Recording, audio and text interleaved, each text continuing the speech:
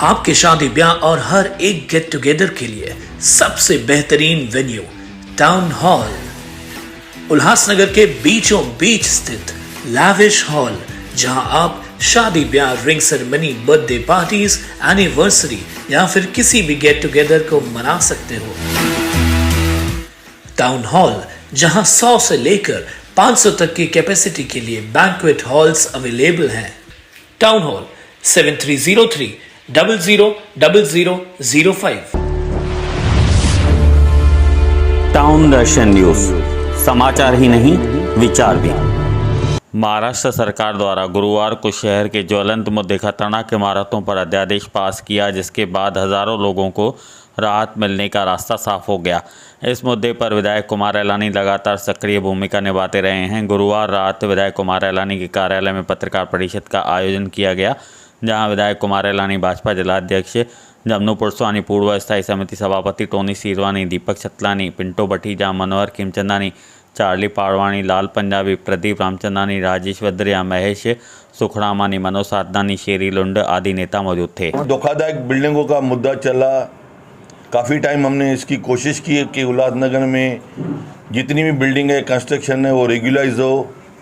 हमने इतनी तक कोशिश की कि हमारे गुरुमुख जगवानी जी, एमएलसी, मैं और हमारे भारतीय जनता पार्टी के सभी पदाधिकारी अपना वसंत दावखड़े साहब से नागपुर में मिले थे।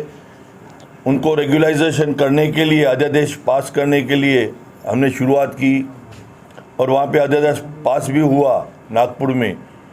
लेकिन उसमें रेट ज़्यादा होने के कारण या उसमें कुछ खामियां रह गई, तो उल्लासनगर वासी आगे ना आ पाए। बरसों से फिर वापस से कोशिश करने के बाद आज हमने काफ़ी बार, जब से आमदार बने, मैंने लक्ष्यवेदी डाली, सीएम से मांग की, लेकिन उसका पाठ पूरा ना होने के कारण लक्ष्यवेदी में हमें सपोर्ट नहीं मिली, क्योंकि हम उस समय से ही विरोध में थे। काफ़ी समय से, कितने सालों के बाद हमने कोशिश करते करते आज हमने आदरणीय देवेंद्र फडणवीस साहब के सपोर्ट से, हमारे सीएम एकनाथ शिंदे साहब के सपोर्ट से, आदरणीय रविंद्र चौहान, श्रीकांत शिंदे जी, सबके सपोर्ट से आज हमारा वो लक्ष्यवेदी जो हमने 2 दिन पहले डाला था, और हम खुद स्वयं हमने एकनाथ शिंदे साहब से मुलाकात की, देवेंद्र फडणवीस साहब से मुलाकात की, और मैंने बोला ये इमरजेंसी मुद्दा है, काफ़ी दिनों से चलते आ रहा है। तो उन्होंने आश्वासन दिया मुझे कि आपका ये इसी सेशन में आपका उल्लासनगर का जो धोखादायक बिल्डिंगों का मुद्दा है, हम पास करके देंगे। आज वो मुझे जो कल एकनाथ शिंदे साहब और देवेंद्र फडणवीस साहब ने मुझे प्रॉमिस किया, आज वो मुद्दा सेशन में आया और वो एकनाथ शिंदे साहब ने सैंक्शन करके दिया। मैं उन सभी का तहे दिल से शुक्रिया अदा करता हूँ, आदरणीय सीएम साहब का, एकनाथ शिंदे साहब का, और डिप्टी सीएम देवेंद्र फडणवीस साहब का, विनोद तावरे, अपना रविंद्र चौहान साहब का, और हमारे श्रीकांत शिंदे जी का तहे दिल से शुक्रिया करता हूँ। और ख़ास करके हमारे बालाजी खदगांवकर जी, जिन्होंने हमें सपोर्ट भी की। आज काफ़ी बरसों से जो उल्लासनगर की मांग थी कि ये धोखादायक बिल्डिंग को रेगुलाइज हो, आज वो हमारे को एक किरण दिखने में आया कि उल्लासनगर में जितने भी धोखादायक बिल्डिंग है उसको हम रेगुलाइज करके और वापस से रीडेवलप कर सकते हैं। क्योंकि रोज़ देखते देखते आज ये बिल्डिंग गिर गई, आज इतनी सारी बिल्डिंगें गिर गई है। 45 से 50 बिल्डिंग गिरने के बाद में 60-70 आदमी लोग गुजर गए, कुछ सीरियस हो गए, और यहाँ पे जितने भी जो रहवासी धोखादायक बिल्डिंग में से छोड़ के गए हैं, वो यहाँ वहाँ भटक रहे हैं, उनको रेंट भरने के लिए पैसे नहीं है, किसकी हालत कैसी हो गई, क्या हालत हो गई है। आज हम इतना दुखद देख के आज हमने मजबूर हो के, कल दोनों को मैं ये प्रॉमिस लिया और आज उनसे मैंने ये सैंक्शन करा के अध्यादेश का आज पूरा हुआ। अभी इसमें क्या है कि इसके लिए कमेटी बनाई गई, पूरे धोखादायक बिल्डिंग को रेगुलाइज करने के लिए। यूडी के सेक्रेटरी, 2 कमिश्नर कॉरपोरेशन का, कोकन कमिश्नर, ऐसा करके कलेक्टर, जितनी भी लीगल डिपार्टमेंट्स उसमें काम में आने वाली है, कोई भी बिल्डिंग को रेगुलराइज करने के लिए वो पूरी कमेटी बनाई गई है। और ये जो आज सेंक्शन हुआ है वो कमेटी ने किया है, जो आज सीएम साहब ने हमें आज पढ़ के सुनाया।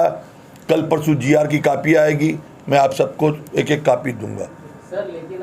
आपको एक बात सुनिए, एक ये देखिए, पहली बात तो अगर राष्ट्रवादी या कांग्रेस या अगली सरकार को अगर करना रहता था तो वो टाइम पे करती थी।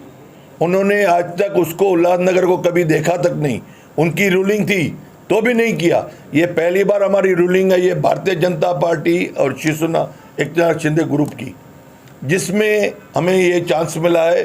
फर्स्ट अधिवेशन में ये हमारा उल्लासनगर का धोखाधड़ी बिल्डिंग का मुद्दा पास हुआ है। देखिए, जो मुआवजे की घोषणा श्रीकांत शिंदे जी ने की थी मुख्यमंत्री कोष से देने की, उस वक्त के मुख्यमंत्री आज नहीं हैं। आज मुख्यमंत्री एकनाथ शिंदे जी हैं। हम जरूर हमारे आमदार कुमार अलानी जी और जिलाध्यक्ष के पत्र पर उनसे मांग करेंगे कि ज़रूर उन्हें कुछ न कुछ मुआवजा दिया जाए। और आज भी जो दुखद घटना हुई है उसमें भी मुआवजा देना चाहिए। इसके पहले हमने कई बार महानगर पालिका से कुछ न कुछ, किसी को 1 लाख, किसी को 1.5 लाख, 2 लाख, ऐसे अकस्मात मृत्यु होती है। जो गरीब लोग हैं, आज भी जो जिनका देहांत हुआ है वो बहुत गरीब मजदूर है, तो हम ज़रूर उनको मुआवजा दिलाएंगे, ज़रूर दिलाएंगे और आमदार जी उसके लिए प्रयत्नशील रहेंगे। भारतीय जनता पार्टी के कार्यकाल में जब टोनी शेरवानी जी स्टैंडिंग कमेटी के चेयरमैन थे, तभी 24 लोगों को रेगुलेशन के बाद जो फाइनल रेगुलेशन हो जाती है तो डी फार्म मिलता है।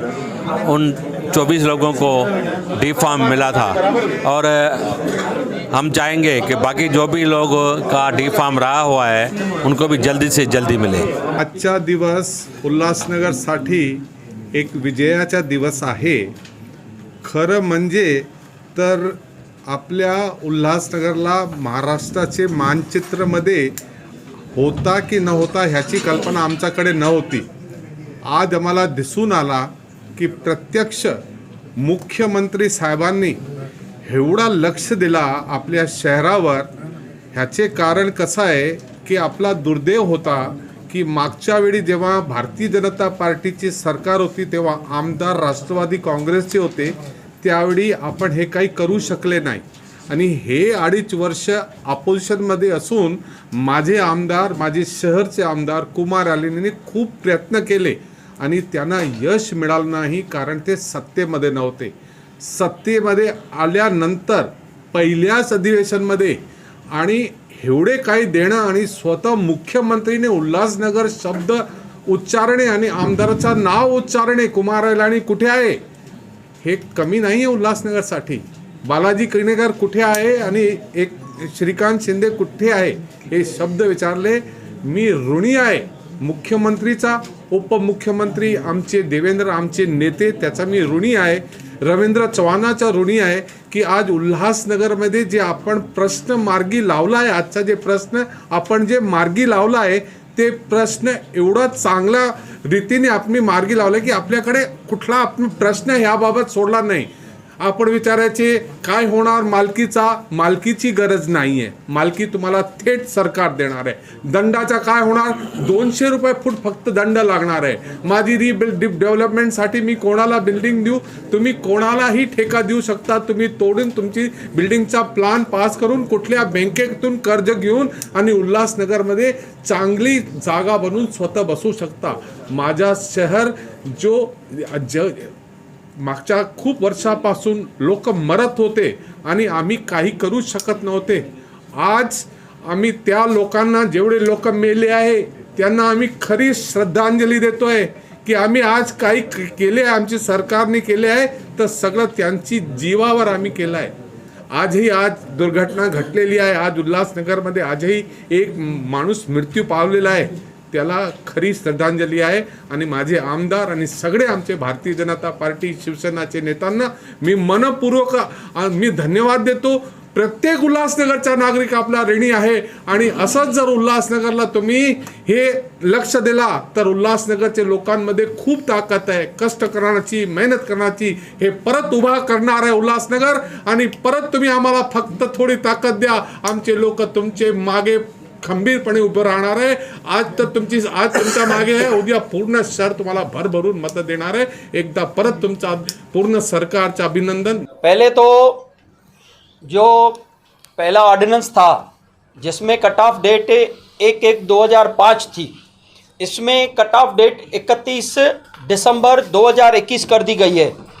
पहले जो पेनल्टी 1500 रुपया फुट का था, आज 200 रुपया फुट के ऊपर पेनल्टी करके उसको बहुत कम कर दिया गया है.